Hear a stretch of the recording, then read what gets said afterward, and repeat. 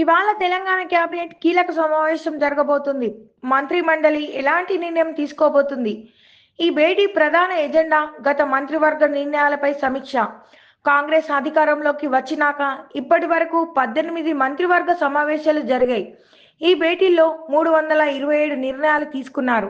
వీటిల్లో ఎన్ని అమలు అయ్యాయి, ఎన్ని నిలిచిపోయాయి అనే దానిపై మెయిన్గా ఫోకస్ పెట్టబోతుంది కేబినెట్. ఆలస్యమైన నిర్ణయానికి బాధ్యులు ఎవరు? అమల్లో ఎందుకు జాప్యం జరుగుతోంది? అసలు కార్యాచరణ మొదలు పెట్టారా లేదా? ఇలా అన్ని విషయాలపై సమీక్ష నిర్వహించనున్నారు ముఖ్యమంత్రి రేవంత్ రెడ్డి. మంత్రి దగ్గర నుండి అధికారుల వరకు ఎవరి దగ్గర సమస్య ఉందో దానిపై యాక్షన్ టేకింగ్ రిపోర్ట్ రూపొందించనున్నారు సీఎం.